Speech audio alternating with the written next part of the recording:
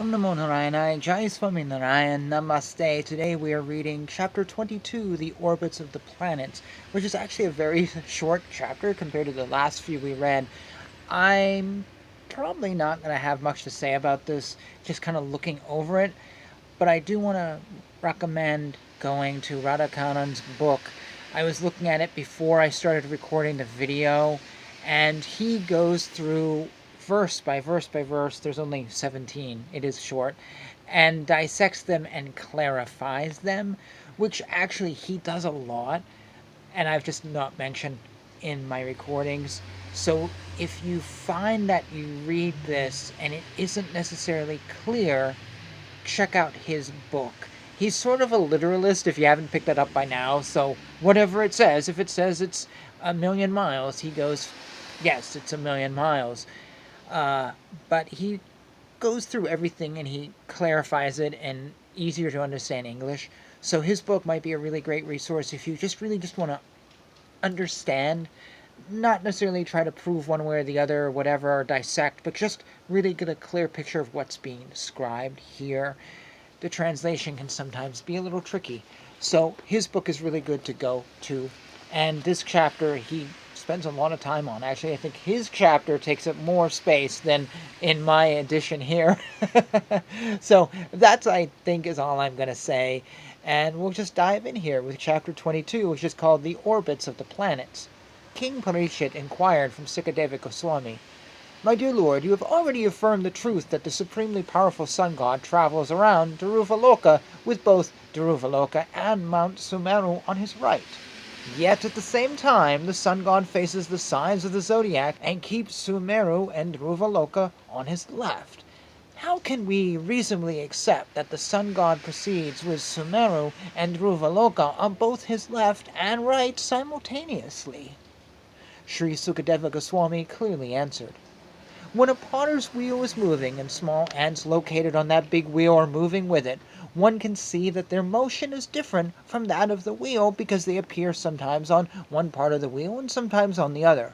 Similarly, the signs and constellations with Sumeru and Dhruva on their right move with the wheel of time, and the ant-like sun and other planets move with them.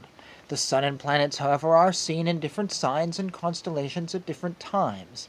This indicates that their motion is different from that of the zodiac and the wheel of time itself. The original cause of the cosmic manifestation is Lord Vishnu, Narayana. When great saintly persons, fully aware of the Vedic knowledge, offered prayers to the Supreme Person, he descended to this material world in the form of the sun to benefit all the planets and purify fruitive activities. He divided himself into 12 parts and created seasonal forms, beginning with spring. In this way he created the seasonal qualities such as heat, cold, and so on. According to the system of 4 Varnas and 4 Ashramas, people generally worship Lord Vishnu, Narayana, who is situated as the sun god. With great faith they worship the Supreme Personality as the Supersoul according to ritualistic ceremonies handed down in the 3 Vedas, such as in Agnihotra and similar higher and lower fruitive acts, and according to the process of mystic yoga. In this way they very easily attain the ultimate goal of life. The sun god, who is Narayana, or Vishnu, the soul of all the worlds, is situated in outer space between the upper and lower portions of the universe. Passing through 12 months on the wheel of time, the sun comes in touch with 12 different signs of the zodiac and assumes 12 different names according to those signs. The aggregate of those 12 months is called the Samvatsara, or an entire year. According to lunar calculations, 2 fortnights, one of the waxing moon and other of the waning, form a month. That same period is 1 day and night for the planet Pitraloka. According to stellar calculations, a month equals 2 1/4 constellations. When the sun travels for 2 months, a season passes, and therefore the seasonal changes are considered parts of the body of the year. Thus the time the sun takes to rotate through half of outer space is called an ayana, or its period of movement in the north or in the south.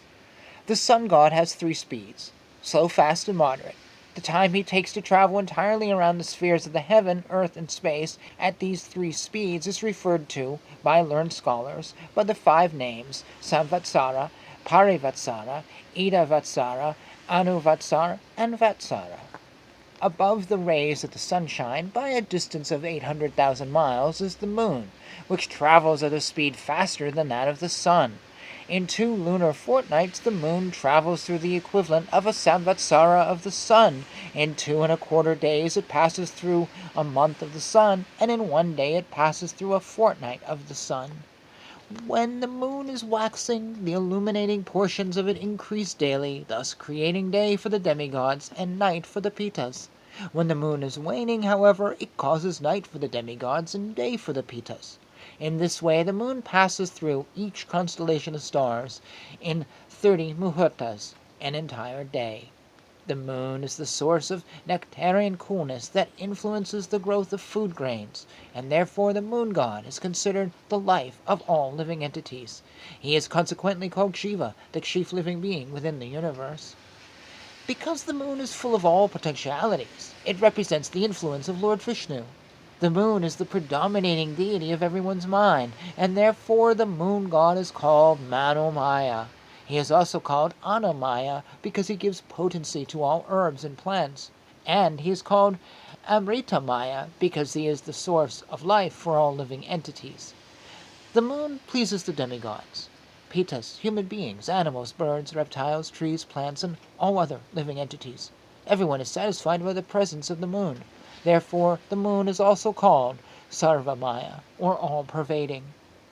There are many stars located 1,600,000 miles above the moon. By the supreme will of Lord Vishnu, they are fixed to the wheel of time, and thus they rotate with Mount Sumeru on the right, their motion being different from that of the sun. There are 28 important stars, headed by Abhigit. Some 1,600,000 miles above this group of stars is the planet Venus, which moves at almost exactly the same pace as the sun according to swift, slow, and moderate movements. Sometimes Venus moves behind the sun, sometimes in front of the sun, and sometimes along with it. Venus nullifies the influence of planets that are obstacles to rainfall. Consequently, its presence causes rainfall, and is therefore considered very favorable for all living beings within this universe. This has been accepted by learned scholars.